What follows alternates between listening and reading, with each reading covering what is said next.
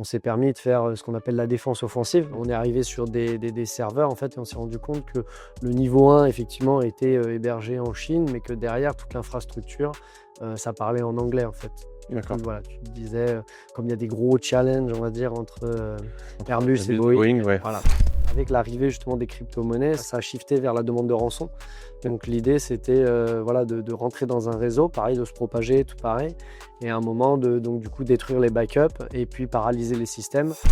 Mais tu conseilles de se séparer quand même? Parce que moi, j'ai un password manager et honnêtement, avoir 2 password managers, c'est chiant, quoi. Donc j'ai le même password manager. Ah oui, mais moi, je te dirais même 2 password managers sur 2 ordinateurs différents. On verra ensemble, tu vois, moi, j'ai 5 ans. Oui, non, mais les mecs de la sécurité, vous êtes des furieux. Le problème de la Thaïlande, on l'a vu, c'est qu'il y a beaucoup de corruption, donc ils pourraient faire des plans aussi comme ça sur. Mais le souci, c'est que dès que tu fais un projet, il y a pas mal d'argent qui est mis de côté pour les officiels. Bonjour, bonsoir tout le monde. Bon, on a envoyé Rudy en mission pour faire des interviews aux 4 coins du monde. Et disons que niveau cadrage, c'est un peu conceptuel.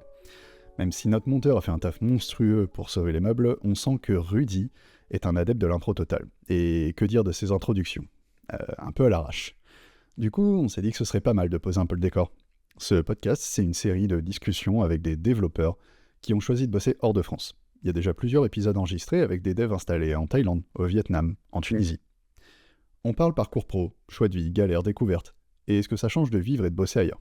C'est détendu, c'est vrai, et c'est inspirant. Voilà, maintenant que le contexte est posé, je vous laisse avec Rudy et sa caméra légèrement penchée. Bonne écoute. Donc déjà, on va commencer, vas-y, présente-toi en rapide, on va revenir sur ton parcours après. Donc là, c'est plutôt en rapide, qui tu es, où est-ce qu'on est, et de quoi on va parler très sommairement aujourd'hui. Ouais, donc du coup, Nicolas Stribic, donc j'ai 37 ans, et puis je travaille dans la cybersécurité.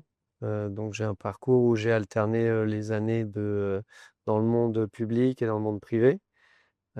Et puis j'ai décidé fin 2019 du coup de m'expatrier en Asie. Donc suite, on va sûrement en parler après, à une opportunité professionnelle.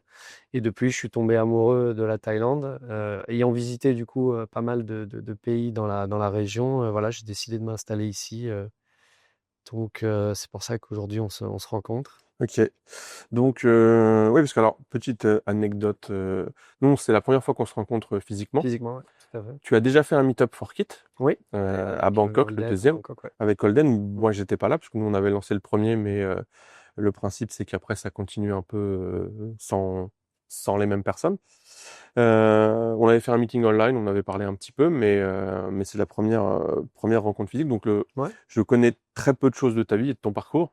Donc, je vais poser les questions un peu naturellement. Donc, déjà, fin 2019, donc tu es là depuis fin 2019, donc juste avant le Covid. Ouais, c'est ça, ouais. Donc, il y a eu un gros changement entre la période post-Covid et pré-Covid, et même pendant le Covid.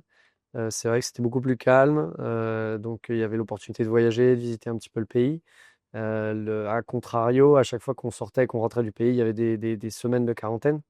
Donc en tout, j'ai fait pas loin d'1 mois, on va dire, en quarantaine, quoi. Donc fallait pas sortir de la chambre d'hôtel, c'était assez contraignant. Mais ça valait le coup pour revoir la famille en France. Et puis voilà, donc plusieurs fois.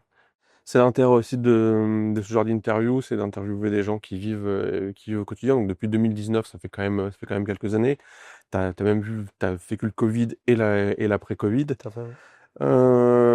Mais on va remonter un petit peu dans le temps. Je vais te laisser décider où est-ce qu'on va remonter. Je pense qu'on peut commencer à ma vie étudiante. Ouais. Donc j'ai fait mes études effectivement d'ingénieur à Bordeaux. Ok, donc tu es de Bordeaux toi à l'origine? Non, pas du tout, de Paris. Paris. Né dans le 13e et je vivais dans le 20e. Donc, Ok. et tu finis en Thaïlande, au 13e. ouais, voilà, 13e. c'est ça en fait. Donc du coup, suite à mes études, donc à Bordeaux, déjà j'ai pris cette école d'ingénieur parce qu'elle était là, loin, on va dire, de Bordeaux, donc j'avais envie loin de Paris, donc j'avais envie un petit peu d'aller à l'étranger et de voyager un petit peu. Donc la dernière année, c'était Montréal. Donc du coup, j'étais tellement mauvais en anglais que mes profs m'ont dit, prends un pays qui parle français. Donc du coup, j'ai eu que le Québec, Montréal. Là, donc j'ai fait ma dernière année à Polytechnique de Montréal, où j'ai étudié les réseaux et systèmes répartis. Donc après, ils m'ont fait des propositions pour rester en PhD là-bas, mais j'ai décidé de rentrer en France. Enfin, c'est un pays quand même assez, il fait froid, donc le climat n'était pas trop adapté. Ah, il fait chaud un peu l'été quand même. Ouais, bon, pendant l'été, c'est quoi? C'est quelques semaines, ouais, 1 mois ou 2 mois. Ah, tu vivais à Paris, je vis en Normandie, donc C'est vrai. Mais comparé à la Thaïlande, Ok, tu vois, oui. ici on est en short, t-shirt polo toute l'année, donc il n'y a pas photo. Donc suite à mes études, j'ai eu l'opportunité de rejoindre Airbus, donc pour sécuriser un petit peu les réseaux internes. Et après, à terme, ils ont décidé de créer une branche cybersécurité En qui quelle année? s'appelait Juste pour constituer un peu 2011. 2011, ok. 2011, ouais, tout à fait. Et donc, du coup, au début, c'était pour des usages internes. Et très vite, ils ont décidé de faire un pure player qui s'appelait à l'époque Cassidian, pure player cybersécurité. Ça me dit quelque chose, Pour, Cassidian. moi, bah, c'est normal. Enfin, de toute façon, je suis resté là-bas quoi, 5 ans et ça a changé 3 ou 4 fois de nom. Quoi. Donc, il y a eu EADS cybersécurité, Cassidian, Cassidian cybersécurité. Enfin, donc voilà, ces grands groupes, ils aiment bien faire du rebranding. Donc voilà, ouais, donc j'ai commencé chez Airbus et ça m'a donné l'opportunité de tester la sécurité de réseaux internes, mais aussi externes. Donc j'ai fait aussi de l'automobile, j'ai fait bah, bien sûr de l'avionique, de l'hélicoptère. Donc c'était assez divers et de voyager au Qatar, enfin dans tous les pays européens, on va dire plus ou moins, où Airbus est implanté. Alors, Par le exemple, Qatar n'est pas un pays européen. non, et dans tous les pays, En tout à fait. Qatargate, tout Mais, ça, mais mais ils ont des projets effectivement avec les pays du sable, ouais, donc voilà. Donc c'est l'opportunité euh, de voir d'autres réseaux et de rencontrer d'autres cultures aussi, c'est cool, c'était pas mal. ce qui est marrant, c'est quand tu parlais des gens de la cybersécurité, ils disent, ah, mais ça, je peux pas en parler, etc. Mm. Mais tu faisais quoi concrètement? Parce que c'est un podcast générique aussi pour les devs au sens large. Ouais. Donc concrètement, en fait, Non, bah, ton concrètement, job, c'était de trouver des vulnérabilités qui pouvaient être exploitées par des attaquants en fait. donc du pen test. Ouais, c'est ça, exactement, tout à fait, ouais, tout à fait. Du pen test en interne et de la sécurisation de réseau aussi. Donc, il y avait des challenges d'échange d'informations, ce genre de choses. Ouais, on était là-dessus. Un petit peu d'investigation aussi, parce que bah, forcément, un grand groupe industriel, ils ont des brevets à protéger. Donc, de temps en temps, il y avait des cyberattaques qui venaient de l'extérieur. Il fallait essayer d'investiguer, voir voilà, quel dommage avait pu être fait. Donc, ouais, c'était ça, mes principales missions. Et alors, t'as des anecdotes rigolotes dont tu peux parler ou des trucs intéressants dont tu peux parler. Euh, Bah oui, une petite anecdote, c'est qu'une fois sur une attaque donc, qui venait, bah, en tout cas du premier niveau qu'on a pu investiguer qui venait en Chine, on s'est permis de faire ce qu'on appelle la défense offensive. Donc à l'époque, c'était pas encore tout à fait légal. Et donc du coup, on est arrivé sur des serveurs en fait, et on s'est rendu compte que le niveau 1 effectivement était hébergé en Chine, mais que derrière toute l'infrastructure, ça parlait en anglais en fait. Du coup, d'accord. voilà, tu te disais, comme il y a des gros challenges, on va dire, entre Entre Airbus et Airbus et Boeing, Boeing, ouais, voilà, ok. tu te demandes, c'était sur les nouveaux plans d'un hélicoptère avion qui venait de sortir, le X-Cube, là, qui a les ailes qui pouvaient démarrer à la verticale et après foncer à l'horizontale. Voilà, on avait des suspicions. On n'a jamais pu donner d'attribution, mais ça fait ouais, des petites choses comme ça assez marrantes. Ouais.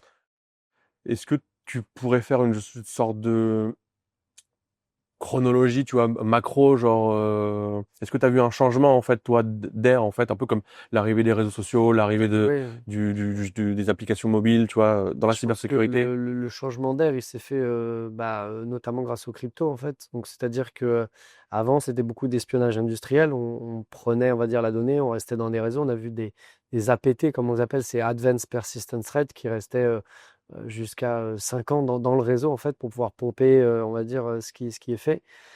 Et avec l'arrivée justement des crypto-monnaies, ce qui s'est plutôt, ça a shifté vers la demande de rançon. Donc l'idée, c'était voilà, de rentrer dans un réseau, pareil, de se propager, tout pareil, et à un moment de donc du coup détruire les backups et puis paralyser les systèmes, exfiltrer aussi de la donnée. Il peut y avoir la double menace à la fois des systèmes paralysés et de la donnée sensible qui est exfiltrée, et de demander une rançon du coup en crypto, quoi. Ok, Donc ça, c'est les cybercriminels font énormément ça. Ouais. ok. Ah ouais, donc il y a ce changement de paradigme-là, Ouais. et on va dire, géopolitique, parce que j'ai quand même l'impression que ces dernières années, en tout cas, du grand public, on en entend beaucoup plus parler, c'est, Bah, c'est du fait que ces attaques ouais, se multiplient et commencent à paralyser ouais, beaucoup de business, hein, je mm, pense. Hein.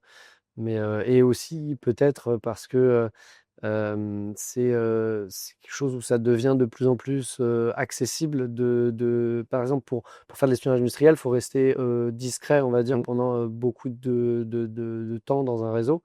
Pour faire de la rançon, le niveau potentiellement, on va rester une semaine peut-être sans se faire détecter. Et puis après, on va pouvoir faire les méfaits. Donc les personnes, le niveau technique est peut-être un peu moindre. Il y a aussi des outils qui se sont créés, en fait, parce que la cybersécurité, c'était très nouveau. Puis après, petit à petit, il y a une grande communauté open source. Donc, il y a des outils qui sont mis en avant sur la scène et qui permettent voilà, de rendre plus accessible, on va dire, la cybersécurité. Mais c'est à double tranchant, c'est-à-dire qu'il y a plus de professionnels du côté bleu, mais il y a aussi du côté noir de la force. En fait, c'est Côté beaucoup bleu, de couleurs. j'avais entendu, moi j'ai entendu je Ouais, connaissais le côté blanc, enfin le white hacker, ouais, alors euh, effectivement, il y a mais plusieurs le bleu je couleurs. connaissais pas. En fait, dans une entreprise, tu vas avoir les équipes bleues qui vont défendre et les équipes rouges qui vont essayer d'attaquer la structure. Donc, par exemple, moi, après, du coup, Airbus, bon, après un passage rapide à la ministère de la Défense, j'ai monté l'équipe de Red Team de AXA. Donc, l'équipe de Ah Red oui, les Team, red ça team, ça me parle consiste, ça. voilà, donc c'est une équipe rouge qui consiste à attaquer toutes les entités au travers du monde. Ok. Donc, ça, c'est valable que dans les entreprises qui ont déjà une équipe bleue, donc de défense. Ok. Voilà. Et après, C'est légal ça maintenant. tout à fait, ouais. Bah, bien Ça- sûr, j'ai été payé à AXA pour, bah, justement, c'est Ah pour ça bon. que j'ai fait pas mal Être de. payé et légal, c'est pas Ah oui, non, tout à forcément. fait. Non, non, mais je veux dire, c'était par AXA pour AXA, pour justement faire des tests dans leurs entités. Donc, j'ai voyagé bah, dans pas mal d'entités en Asie. Et c'est là où on s'est rendu compte, du coup, qu'il y avait des pays qui étaient un petit peu en dessous en termes de cybersécurité. Et donc, comment je suis arrivé en Thaïlande, c'est que bah, la Thaïlande, notamment, est très, très mauvaise en cybersécurité. Et donc, du coup, j'ai accepté le poste de CSO, en fait, donc Chief Security Officer, d'une des deux entités thaïlandaises de AXA. Donc, Ok. l'idée, c'était de remonter. Donc, j'avais mon expérience de rouge. Et là, du coup, je suis passé côté bleu Ok. à des postes, on va dire, où il y avait des budgets et tout pour augmenter le niveau de la sécurité, quoi. Il fallait allouer correctement. En plus, c'était pendant la période Covid. Donc, bah, il y avait toute la problématique de travail à distance aussi qui Mm. nous a pas mal occupés. Et qui a ouvert Donc, et qui a dû ouvrir aussi énormément de. bah, on a fait en sorte que non, mais effectivement, oui, ça crée des challenges parce que Bah, forcément, il faut donner l'opportunité aux gens de se connecter à distance. Mais c'est sûr que, voilà, en faisant ça, si les identifiants fuitent, bon, bah, potentiellement, c'est quelqu'un d'autre derrière qui peut se connecter, quoi. puis chez AXA, le truc c'est qu'ils bon, ils t'avaient déjà recruté pour monter ça, c'est qu'ils étaient déjà éveillés et éduqués. Moi, ce que je disais, c'est que Ouais. de manière générale, les entreprises, enfin, on l'a vu avec le Covid, enfin, il y a les anecdotes, c'était le, on voit plus, je suis plus dans le cadre, bon, c'est pas très grave. Il y avait cette anecdote, comment ça s'appelle? Le truc en Italie, là, le Parlement en Italie où ils ont hacké. C'était des réunions Zoom. Ouais. Oui, mais là, oui, d'accord. Oui, effectivement, oui, Non, c'est mais que ça a du coup, créé sur des Zoom, problèmes de. ouais, tout à fait. Ah oui, oui. Oui, bah, bien sûr, sûr, hein. Il y a des vulnérabilités comme ça qui te permettent d'avoir accès à des informations, que ce soit des live streaming ou que ce soit n'importe quoi, ouais. Bon, là, en l'occurrence, je crois que c'est juste que l'adresse était, Oui, je crois que la c'était room ça, était ouais. ouverte et, Ou quelqu'un qui avait pris en photo, il fallait brute forcer les derniers digits ou le code pour entrer dans la salle. Enfin, bon, bref, c'était effectivement, effectivement. Non, mais oui, il y a plein de problématiques comme ça et on voit que ça touche tout le monde. C'est-à-dire que nous, dans la cyber, on n'a pas vraiment de vertical, en fait. Dans nos clients et les personnes qu'on aide, on va avoir des fabricants d'équipements de sport, on va avoir de la médecine, on va avoir de la crypto, on va avoir. Donc, c'est vraiment, ça peut toucher n'importe quel domaine et n'importe quelle taille de société aussi. Donc, et là, et en plus, maintenant, enfin, on le voit, ça a des enjeux au niveau des pays aussi et politiques. Enfin, c'est plus au niveau des entreprises maintenant. Ça a même des, enfin, toi, tu le ressens, les enjeux en termes de, enfin, par rapport au pays ou non, pas du ça, tout. c'est juste dans les médias? Non, non, c'est juste des choix, on va dire, que tu vas faire. Parce que donc là, maintenant, depuis que j'ai quitté AXA, j'ai créé ma compagnie, donc du coup, Extrator. Et en fait, l'idée, c'est, quand tu as ta compagnie, c'est d'adresser les secteurs géographiques, Mm. donc en priorité. Et effectivement, en fonction de la maturité des endroits et aussi par exemple, en Amérique, il y a beaucoup d'acteurs en cybersécurité. Et donc, nous, on a décidé de baser notre compagnie à Singapour parce qu'on se rendait compte que dans la région, il y avait un besoin de compétences, en fait, qui n'était pas adressé. Mm. Là où aux États-Unis, il y a aussi un besoin, mais il y a beaucoup d'entreprises qui font déjà ça, quoi. Donc voilà, c'est juste la seule chose à dire politique. Ici, en vivant en Thaïlande, on a essayé d'éduquer, on va dire, les personnes, mais c'est très long parce qu'il n'y a pas la structure, on va dire, légale, et le gouvernement ne pousse pas assez vers un niveau de sécurisation qui est acceptable. Le fait est que, bah, par exemple, pendant Covid, toutes les données personnelles des citoyens thaïlandais se sont vues fuiter. grâce à cause du coup, pardon, d'une vulnérabilité qui était dans le système de référencement pour le vaccin. En fait, il y a régulièrement la Thai Royal Police aussi, le site qui se fait attaquer ou ce genre de choses. Donc, il y a vraiment pas d'hygiène de sécurité au niveau gouvernemental, donc ça ne peut pas redescendre Mm. sur les entreprises. Et les entreprises privées, à part les entreprises américaines et étrangères, elles, en fonction du pays d'où elles viennent, elles sont plus ou moins sensibles, mais les Ouais. entreprises taille, Non, ouais, c'est ça, ouais. Mais puis même étrangère, c'est-à-dire que faire face aux lois et aux coutumes, on va dire, thaïlandaises, c'est très difficile, ouais. C'est très difficile. Donc, parce qu'il n'y a pas vraiment de loi anticorruption, par exemple, ici. Donc, tu peux donner de l'argent à quelqu'un pour faire quelque chose. Il n'y a pas de loi qui l'interdit. Donc, du coup, bah, voilà, dans le milieu des cyber, ça pose un gros problème, ouais. ok.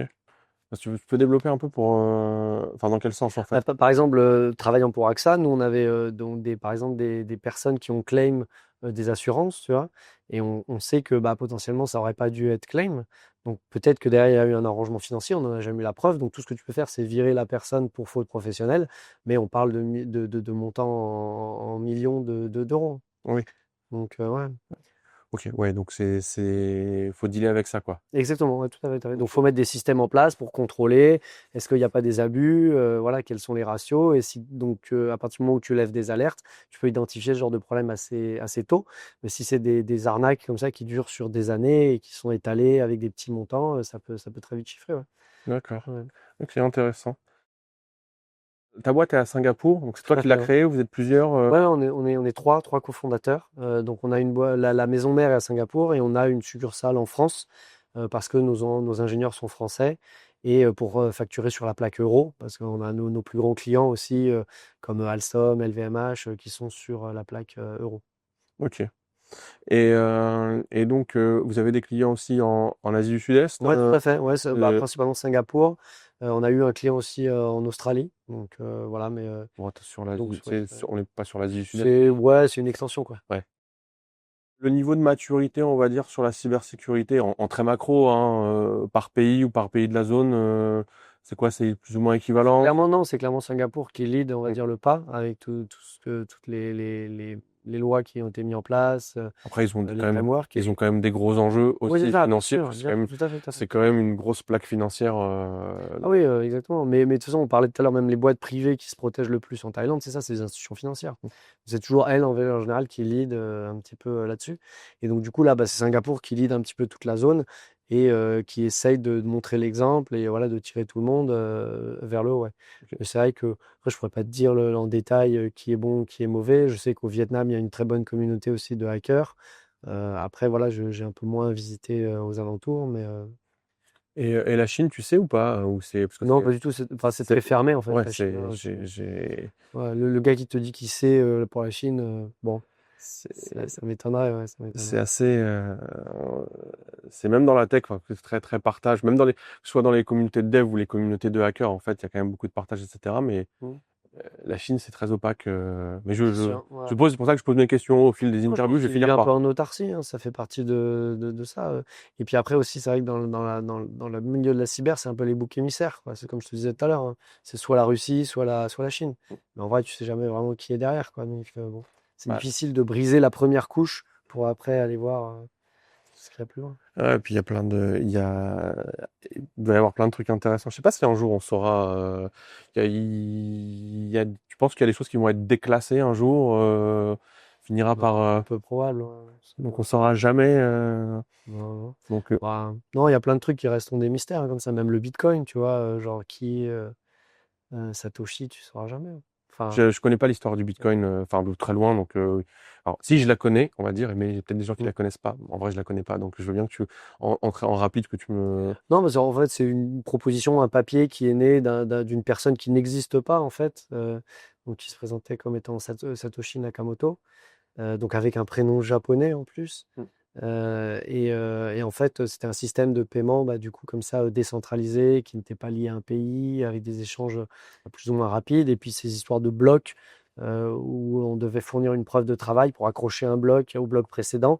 Et en fait, ça permettait d'enregistrer toutes les transactions qui ont été faites sur cette chaîne. Donc, ça fait des chaînes de blockchain depuis le début, quoi. Donc, en fait, Bitcoin, c'est pas du tout quelque chose qui est anonyme dans le sens où tu peux tout tracer depuis le bloc 0 jusqu'au bloc actuel. Mais par contre, tu ne sais pas qui appartient derrière une adresse de wallet, en fait. Mais si, par exemple, on sait que maintenant, il y a des wallets qui sont publics, qui appartiennent à la NSA, qui appartiennent à la police française, ce genre de choses. Et donc, tu peux suivre justement l'évolution depuis le début de ces wallets. Et donc, c'est un système qui est robuste, qui est partagé et décentralisé. Donc, du coup, n'importe qui peut se créer une adresse et dire à partir de maintenant, voilà, j'ai envie d'échanger, de participer à cette blockchain, ou alors de participer à l'effort d'ajouter un nouveau bloc dans cette chaîne et d'être rémunéré contre ça. Donc voilà, c'est un peu un système parallèle qui au début ne valait rien, puisque les premières pizzas ont été achetées contre je ne sais plus combien de dizaines de milliers de bitcoins. Donc c'était juste un petit peu un jeu. Et au fur et à mesure, voilà, il y a plus en plus de gens qui sont intéressés au projet. Et il y a une valeur financière qui est arrivée. Et puis il fallait fournir de plus en plus de travail aussi pour ajouter un nouveau bloc. Donc ça coûtait de plus en plus cher. Donc il y avait une valeur, on va dire, intrinsèque à cette chaîne, en fait. Donc du coup, voilà, c'est là Mais où donc, on en est. et le gars qui a fait le papier, on sait pas qui c'est, en gros, c'est Non, ça? non, c'est pas, Ok. c'est même pas forcément un gars, en fait, ça peut être une équipe derrière, parce qu'il y a des notions de crypto, il y a des notions de réseau, il y a des notions Ouais, c'est d'algorithmique, de consensus, non, c'est très très complexe, hein, c'est impossible, que ce soit une seule personne derrière ça. d'accord. Donc, Ah non, je connaissais pas cette partie-là. Je connaissais l'histoire des. Bah, les pizzas, non. J'avais vu passer sur Twitter t'as des mèmes des fois où t'avais des LAN ou des duos, il y avait du oui, cash la prize récompense, et le troisième il gagnait 50 du Bitcoin, bitcoins, voilà et voilà, exactement. tu vois, Bien tu sûr, fais bien sûr. ok. Non, mais à l'époque, la valeur n'était pas la même, hein, Ouais, et de la même manière, on a tous, en tout cas, les geeks de l'époque, on a tous plus ou moins créé des wallets à la genèse, et puis au final, bon, on a reformaté 10 fois, et puis c'était juste pour tester un petit peu ce nouveau système, quoi. Personne ne pensait que ça allait prendre ouais. une telle ampleur. Je vais faire une petite parenthèse sur un truc parce que bon, c'est pas un podcast d'actualité, mais là je vais quand même poser la question parce qu'il y a eu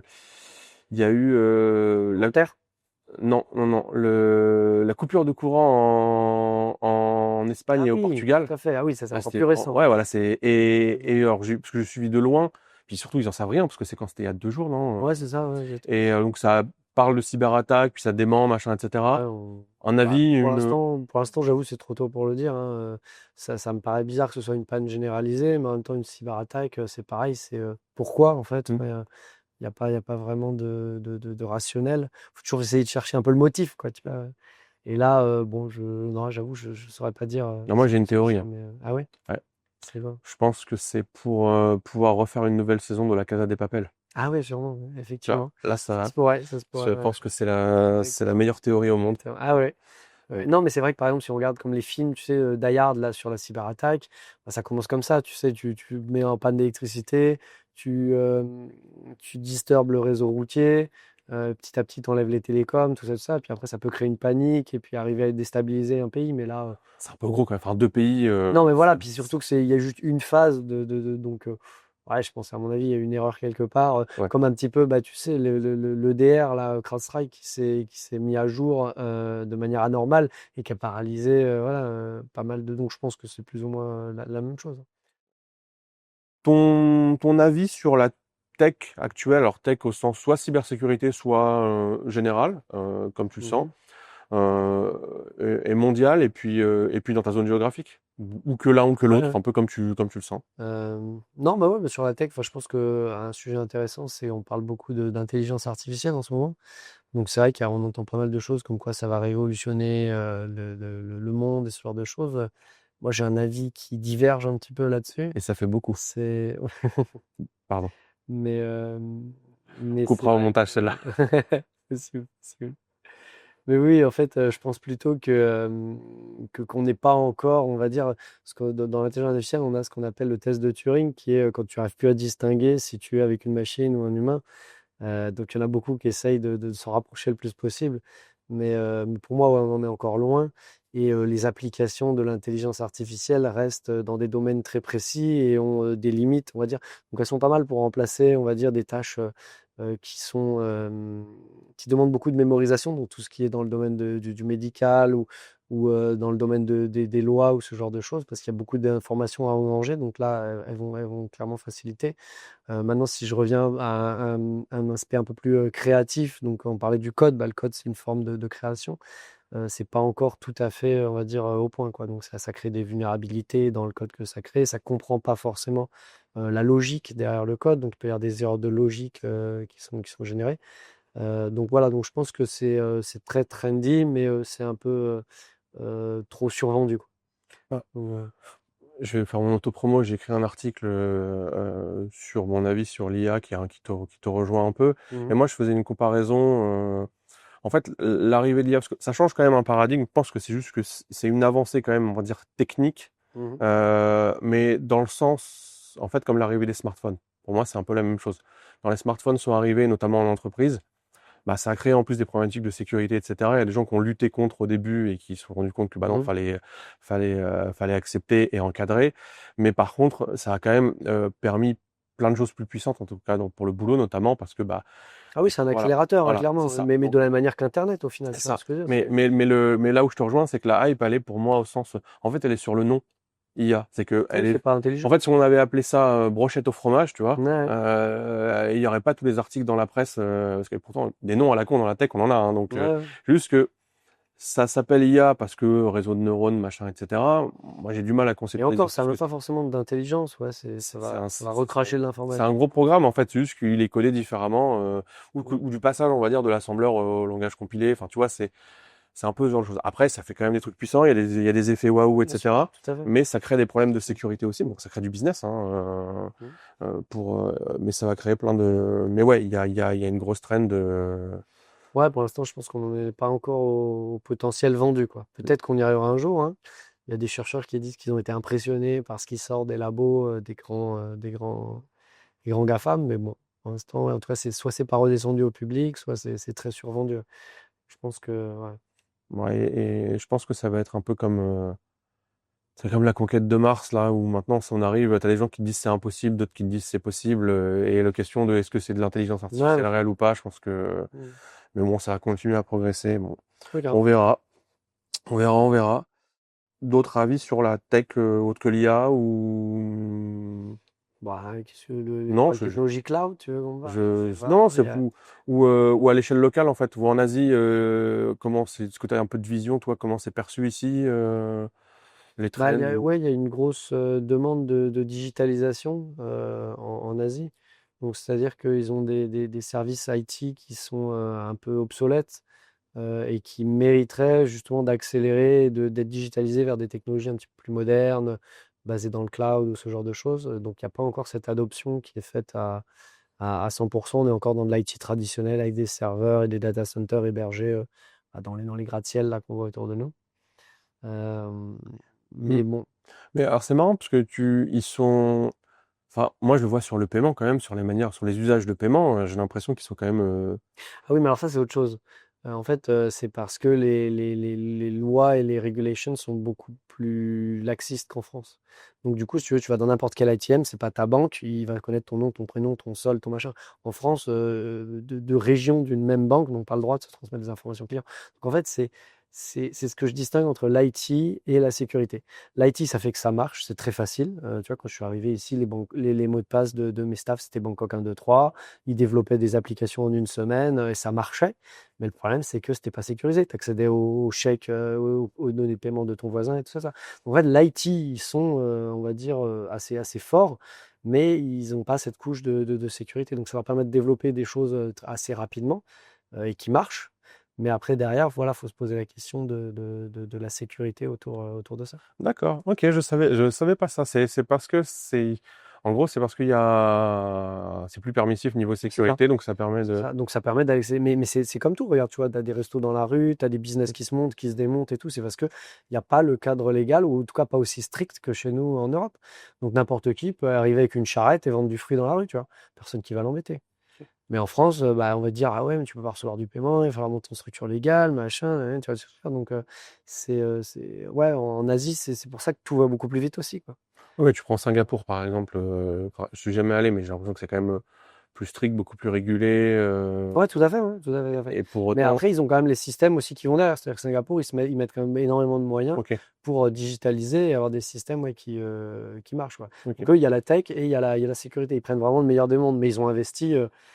Bah après, il y a le système politique aussi. C'est une dictature bienveillante. Donc ils peuvent faire des plans comme la Chine, tu vois, sur une centaine d'années. Ça leur pose pas de problème.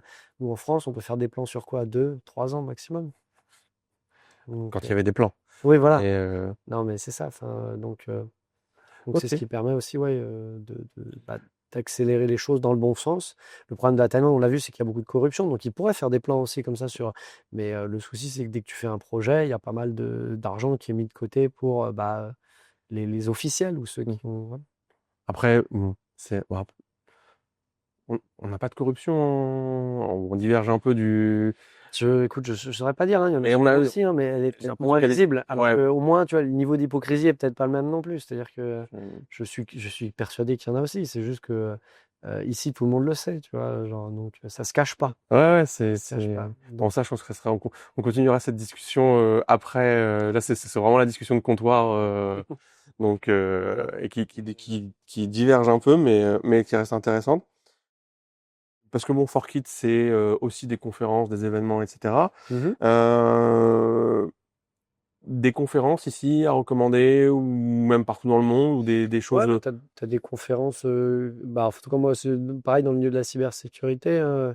Donc, que je connais là, par exemple, la Black Hat, elle est pas mal. Alors, ça devient de plus en plus commercial, mais il reste quand même des Et c'est shows, où des ça? talks. Alors, il y en a plusieurs. Il y a Black Hat Asie, il y a Black Hat historiquement qui se faisait à Las Vegas. Voilà. Puis après, il y a la DEFCON qui s'est greffé, qui est beaucoup plus technique autour de ça. Tu as le CCC en Allemagne qui est très bien. Tu as le STIC en France, qui est une très très bonne conférence du coup en cybersécurité, parce qu'on est plutôt bon en France. Après, tu as HITB, tu as la nuit du hack, tu as le hack. Enfin, peut forquer. Il y a beaucoup de, ouais, de conférences, on va dire, en cyber qui sont intéressantes. Et en Asie, justement, Bah, en Asie, à part effectivement HTB qui s'est fait à Phuket il y a 2 ans, et la Black Hat Asia, c'est ouais, les deux seuls, on va dire que. ok, il n'y a pas de petite communauté locale ou. Non, pas trop, non, non. Ok. Non, non. Enfin, ou alors c'est Tu les tellement connais pas, local ouais. qu'il faut parler taille, en fait. C'est Ouais, possible, hein. Ça se pourrait. C'est vrai que, parce qu'il y a les communautés, c'est pareil, le stick, on en parlait, c'est très français, en fait. Tu as un anglais qui arrive là-dedans. c'est C'est pas pour ça la même que chose. c'est aussi une des raisons pour laquelle on a fait Forkit, en fait. C'est que tu te rends compte que, en fait, il y a plein de communautés qui existent, mais bah, faut les connaître pour les trouver, quoi. Et il y a Ouais, aussi la barrière de la langue. Donc, c'est ce qu'on essaye aussi de faire un peu, exact. d'où les interviews, les meet-up, etc. On essaye de mélanger parce que, bah, en vrai, il n'y a pas de liste exhaustive qui existe. Et en fait, Mm. le mieux, bah, c'est d'essayer de faire des rencontres et au fil de l'eau, tu vois, de poser des questions comme ça et peut-être que quelqu'un va réagir à un moment donné ou autre. Ouais, c'est possible, hein, bien sûr. C'est un peu ça l'idée, quoi. D'accord. Dans ton domaine, est-ce qu'il y a t'as des recos, des outils que les gens devraient connaître absolument, des pratiques que les gens devraient connaître absolument ou faire? Ah oui, bien sûr, en On- cybersécurité, oui, ça, je pourrais t'en lister des milliers, Non, mais mais celle qui c'est- t'agace le plus et qui serait simple à résoudre. disons pas que ça m'agace, mais quelque chose qui est, ouais, qui est relativement simple pour augmenter son niveau de sécurité. Il y en a deux, c'est déjà de faire la différence entre ton monde personnel et ton monde professionnel. Donc on n'utilise pas, on va dire, les mêmes outils ou les mêmes téléphones ou les mêmes ordinateurs dans le monde pro et dans le monde perso. Et la deuxième, ce serait d'activer l'authentification à plusieurs facteurs. Donc là, à l'heure actuelle, pareil avec les smartphones, là, c'est très facile. Un login, un mot de passe, on sait qu'à l'heure actuelle, ça suffit plus pour protéger un compte ou un accès. Il faut en plus avoir voilà, un device. Donc on dit en général, dans l'authentification, il y a trois. Il y a ce que je sais, ce que je possède, ou ce que. Attends, merde. Ce que je sais, ce que je suis ou ce que je possède. Voilà. Donc ce que tu sais, ça va être ton mot de passe. Ce que je suis, ça va être potentiellement une empreinte digitale. Et ce que je possède, ça peut être un token d'authentification ou ce genre de choses. Et donc si tu en as deux de ces trois-là pour sécuriser les accès à tes comptes, normalement, il devrait pas arriver grand-chose Ok. à ton compte. Mais tu conseilles de se séparer quand même? Parce que moi, j'ai un Mm. password manager et honnêtement, avoir deux password managers, c'est chiant, quoi. Donc, j'ai le même password, enfin, Ah peu oui, mais moi je importe. te dirais même deux password managers sur deux ordinateurs différents, hein. On verra ensemble, tu vois, moi j'ai 50 Oui, non, mais ordinateurs non, mais dessus. les mecs de la sécurité, Obligé, ouais, on vous a êtes des furieux et, minimum deux téléphones, c'est ouais. c'est obligé. Bah regarde, t'en as deux. Alors moi, c'est encore autre chose. Alors, c'était pour essayer de séparer un petit peu, mais ça Oh, il marche faut. pas vraiment. En fait, c'est plus d'un point de vue marketing où j'aimerais bien, tu vois, avoir certains réseaux sur un Mmh. téléphone et d'autres. Tu vois, j'ai toujours pas installé TikTok, mais je voudrais installer TikTok sur un des Faut téléphones. pas, c'est une bagarre chinoise. Bah, Mais sur le téléphone, on va dire où il y a les voilà, voilà. tu Mais le les problème, prends c'est que n'importe où. tu mets quand même tu mélanges un peu des trucs. Mais, euh, mais ouais, non, mais les feux de la sécurité, alors pareil, j'adore donner des anecdotes sur ma vie, mais Mmh. je vais écrire tu connais Proton, j'imagine. Ouais, bien sûr, pour ton mail. Ouais. Ouais. Ton avis sur Proton? Bah, moi, j'ai suivi le tout début, en fait. Donc, au début, c'était pas régulé, en fait. C'était un peu la boîte de hipsters qui se valait anonyme, là, avec les données hébergées, je suis en Suisse ou ce genre de choses. Bon, petit à petit, ils ont quand même fait face à la réalité. C'est-à-dire, si tu veux faire un business et puis augmenter et tout, bah, forcément, il faut se réguler. Il faut suivre les demandes, notamment d'investigation, ce genre de choses. Donc, bon, c'était pas mal pour faire le buzz au début, hein. Moi, j'aime bien leur business model, il était cool. Ça a permis de capter une bonne base d'utilisateurs et petit à petit aussi parce qu'il y a une licence qui est gratuite au tout début, tu peux échanger des mails. Par exemple, avec Microsoft, bah, tu peux faire un compte personnel, mais sur un compte pro, tu peux pas. Et petit à petit, voilà, ils te proposent des options de backup, des options autour. Donc, je trouve que c'est pas mal. Dans la tech en général, on sait entre guillemets qu'on peut vivre partout dans le monde. Mhm. Tu vois, on se dit très souvent, je peux aller partout dans le monde, surtout les devs. C'est un Ouais, peu le truc aussi de te dire, bon, si un jour j'en ai marre, je pars à l'autre bout du monde, machin. Après, il y a la réalité un peu pratique, c'est que c'est plus simple que pour plein de pays et plein de professions, mhm. mais il y a quand même, chaque pays a quand même ses spécificités, etc. Alors toi, tu as eu en Tout plus à la fait. partie Covid, donc est-ce que Ouais, toi, ça a été donc, simple? ouais, ça a été vraiment simple dans le sens où, en fait, quand Est-ce je que tu suis peux expliquer arrivé, comment donc ça moi marche c'était ici? une, J'imagine que tu sais comment ça marche ouais. ici. Expliquer un peu. Alors, en fait, donc quand je suis arrivé ici, c'était grâce donc à mon employeur AXA, donc du coup qui a facilité, on va dire, les choses. Donc j'avais un work permit pour pouvoir travailler ici, bah, en tant que du coup chef de la sécurité d'une des entités. Donc j'ai fait effectivement 2 ans comme ça. Puis après il y a eu la période Covid euh, enfin de toute façon après j'ai démissionné pour monter du coup Xrator. Après, je suis passé sur un visa où du coup, je n'ai pas le droit de travailler sur le territoire thaïlandais, mais tu as quand même le droit de rester en fait dans le pays. Et là, très récemment, ils ont sorti ce qu'on appelle le DTV, qui permet exactement de faire ça. Donc, c'est-à-dire que c'est pour les digital nomades. Il faut avoir une boîte à l'étranger qui te fournit un salaire ou alors fournir des preuves de revenus. Et tu as le droit d'habiter en Thaïlande, de dépenser de l'argent dans le pays. Mais tu n'as pas le droit effectivement de faire de business sur le pays en lui-même. Donc, ayant une boîte à Singapour et en France, c'est parfait. Mes clients ne sont pas en Thaïlande. Et comme je disais, je ne pense pas que la maturité soit là pour avoir des clients en cyber en Thaïlande. Ok, Donc, donc mais aujourd'hui, tu peux pas travailler en Thaïlande, enfin, non, tout à fait. et en thaïlandais. Tout à fait, exactement, c'est ça, ça. Ok. Donc voilà, moi ça me va très bien, comme je te Mm. disais, j'ai envie d'être ici parce que j'aime bien le pays, mais donc si effectivement tu veux travailler sur le territoire, parce que là il y a plusieurs alternatives, tu peux donc monter ta boîte ici, te faire enregistrer dans ce qu'on appelle au BOI, Board of Investment, et si tu es dans un axe de niche, tu vas pouvoir avoir un work permit sur ta structure en facilitant les démarches et en ayant des seuils plus bas. Donc si tu veux faire une boîte qui n'a rien à voir et qui ne rentre pas dans les catégories du BOI, tu vas aussi pouvoir avoir ton work permit, mais il y a des barèmes, notamment de capital de la société, du pourcentage d'employés en taille par rapport aux employés étrangers qu'il va falloir respecter. Ok. Voilà. Et après, tu as la partie enfin, visa run pour les. Parce que très souvent, on voit des gens Non, qui ça vivent en faut Thaïlande. éviter. Non, faut éviter, mais juste. Non, mais l'idée, c'est de faire un peu de pédagogie aussi sur ça, parce que, Mm. voilà, et dire aussi pourquoi faut éviter. Bah, c'est parce que là, en fait, l'idée, c'est qu'à un moment, Explique le concept aussi. bah, le DTV, c'est qu'effectivement, ici, ils autorisent une période normalement de. Bon, ça dépend entre des fois, mais ça peut être jusqu'à 30, 60, 90 jours. Ils changent régulièrement, où tu as le droit de visiter le pays par an. Normalement, c'est censé être par an. Maintenant, après, ce qui se passe dans la réalité, c'est que, mettons, tu restes 2 mois ici, tu sors, du coup, passer un week-end au Vietnam, tu re-rentres. euh, ils vont pas regarder que tu as déjà consommé 2 mois, donc ils vont automatiquement te donner le visa. Et pareil à la sortie, ils vont pas faire les calculs entre ah là, alors attends, il a fait 2 mois entre janvier et mars, à cheval sur les deux, plus. ils font pas les calculs. Donc en fait, il y a des gens qui abusaient de ça et qui sortaient un week-end en Vietnam, un week-end au Laos, un week-end au Cambodge, et qui permettaient du coup ça de renouveler leur visa. Mais il se peut qu'à un moment, ils contrôlent et puis qu'il y a quelqu'un qui vraiment dise là, même sans faire les calculs, j'ai l'impression que tu vois, ça fait plus que 3 mois qu'on sait, enfin sur l'année, et donc du coup, tu refuses l'entrée dans le pays. Et après que tu sois fiché et que tu puisses plus rentrer, quoi. Donc ça, c'est un réel risque. Et bon, voilà, moi, que je ne suis pas prêt à prendre. Si toi, tu n'as pas tes habitudes ici, ton logement, ce genre de choses, peut-être qu'effectivement, au début, tu peux essayer de jouer comme ça. Mais si vraiment tu as envie de t'installer dans le pays, il faut des choses un peu plus structurées Moi, je vais en parler et parce que je robuste. sais que voilà, tu as des gens qui comment dire, enfin, en fait, il y a l'image du digital nomade, c'est assez Mm. facile, mais il y a des gens qui se font un peu surprendre. Alors, tu apprends les techniques comme ça sur le Visa Run, mais il y Ouais. a des gens qui se font un peu surprendre ou qui parfois même négligent ça. Et l'idée, c'est aussi de Après, tu as mettre un peu d'autres types d'infos. de visas qui existent qui sont un peu entre les deux. Tu as le visa éducation, le visa pour faire du sport aussi, Muay Thai. Donc, c'est des visas qui sont faciles à obtenir. Tu Euh, peux avoir un visa pour faire du Muay Thai? C'est ça, tout à fait, Ah, je exactement. savais Ouais. pas.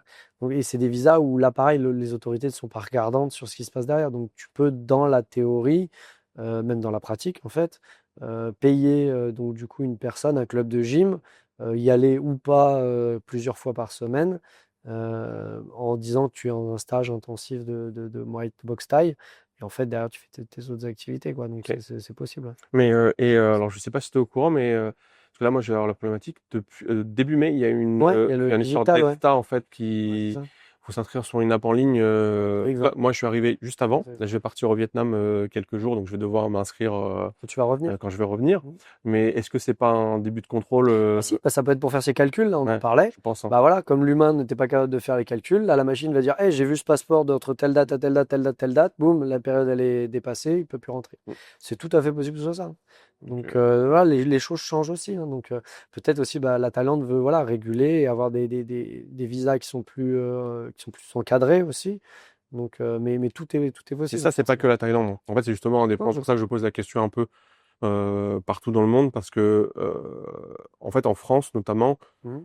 Comme nous, on a un passeport qui nous permet d'aller un peu n'importe où en touriste, et on se plaint sur les stats aux États-Unis quand ça a été mis en Oui, mais place. c'est valide. Mais voilà. C'est valide longtemps. Mais les problématiques mais par contre, c'est pas le cas quand on veut travailler. Et en fait, on a tendance, comme en France, on pense que c'est, surtout en Europe, tu peux bouger un peu partout. T'as pas de problématique de visa. Mhm. Même si avec le UK, ça a changé Ouais. dernièrement. Voilà, sur la partie tech, comme nous, on peut bosser un peu de n'importe où. Il y a un peu je trouve, ça a un flou là-dessus où les gens sont pas forcément un peu au courant et que tu l'apprends en fait au fil de l'eau. Donc ça, j'en Après, parle. ce qui peut être fait aussi, en restant dans la légalité, tu peux alterner entre plusieurs pays aussi. Tu peux faire 3 mois en Thaïlande, 3 mois au Vietnam, 3 mois au Laos, 3 mois au Cambodge et changer comme ça. Bon, ça Ce crée qui des reste, ce contraintes. qui reste une sorte de visa run et ça reste du contrat. Et ça, c'est du vrai digital nomade dans le Oui, sens voilà, où, c'est ça. C'est ça. C'est pas du visa run dans le sens où tu vas pas. Enfin, si, oui, tu vas run mm, entre les pays, mais mm, ça reste dans la mm. légalité. Ce qui est légal, c'est ça, c'est de faire des allers-retours sur un week-end pour renouveler ton visa Bah, touriste. Parce qu'à la base, ces visas-là qui te donnent de manière. C'est des visas pour le tourisme, donc tu n'es pas censé travailler. même si ça reste, alors ça reste, comment dire, légal. Tu prends les Émirats par exemple. Mm. Je sais que il n'y a pas besoin de visa. En fait, tu as des visas touristes, mais Ouais. tu peux faire, je crois, un total sur 6 mois. Tu peux faire un total de jours en fait. Donc, Ouais, bah là, c'est censé être pareil. C'est ça, donc, c'est 80 ou 70 jours ouais. sur l'année, quoi, tu vois. Donc, Donc, ouais, si tu fais 3 mois, ouais, je pense que tu dois pouvoir rentrer dedans. normalement, Mais ouais, tu devrais être bon. donc, Tu mais devrais jusqu'à être ce qu'il y ait un pays qui lui change le truc et tu te retrouves, C'est ça, exactement. voilà. Il faut juste pas en abuser, hein, Mm. donc ouais. Mais encore une fois, il y a des structures légales et un peu plus encadrées qui permettent de rester dans un pays. Donc, c'est moins rigide qu'en France et ça se fait, quoi. Ça se fait. Ok. Bah, on a déjà pas mal de choses. Je vais te poser, avant de te poser la dernière question qui est où est-ce qu'on peut te retrouver, etc.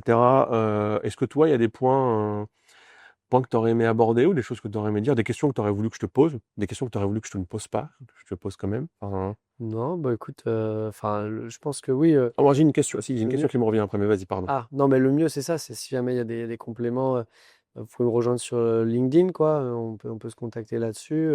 Parce que ça me permet d'être mon premier filtre d'entrée, on va dire. de regarder le profil de la personne. C'est ça que j'aime bien avec LinkedIn. Donc, il y a beaucoup de contenu qui, finalement, est discutable. Mais au moins, quand voilà, il y a des personnes qui veulent te rencontrer, ça te permet au moins d'avoir le background, de savoir d'où tu viens un petit peu, tes skills, tes trucs. Donc, ça, je trouve que c'est pas mal. Enfin, sauf pour effectivement les profils qui acceptent un petit peu tout. Mais Ouais, ouais, voilà. ça, Donc, tu sais quand même à qui t'as affaire. Surtout que maintenant, ils ont rajouté une ça, fonctionnalité où tu tu peux mettre peux ta carte d'identité ta carte directement d'identité, là-dessus. etc. Donc, ce qui Tout est à fait. pas. Donc du coup, voilà, je pense que sur LinkedIn, c'est très bien. Ça permet de faire un assessment. Puis après, derrière, on peut aller sur d'autres réseaux de communication. Donc il peut y avoir du WhatsApp, il peut y avoir du Signal, du Allvit. Enfin bon, bref, on peut monter. Donc voilà, ouais. Et ok, puis de toute façon, vous avez ta boîte aussi. Oui, c'est ça. Donc c'est Xtrator, ouais. Donc bah, ouais, tout est indiqué sur le LinkedIn. Mais tout à fait, vous pouvez envoyer un message directement à contact@xtrator.com et on vous répondra pour n'importe quel sujet cyber. Donc voilà. Bah écoute, moi je te remercie. J'ai plus d'autres questions pour le podcast. J'ai plein de questions après pour après. Mais bah encore merci d'avoir pris le temps de répondre aux questions. Je sais pas quand sortira ce podcast, mais il sortira. Sauf si on Peut-être a qu'on raté, saura. sauf si on a raté, si finalement le son est pas bon. Mais normalement on avait fait nos tests. Peut-être qu'on saura pour la cyberattaque en Espagne ou au Portugal. Peut-être on saura d'ici là, je sais pas. C'est merci en tout cas. Bah Ouais. écoute, Puis, merci à toi. allons poursuivre au bar. Allons poursuivre au bar, à boire des limonades et à, C'est ça. à refaire le monde. Ça Voilà. marche. Au revoir. Bye bye.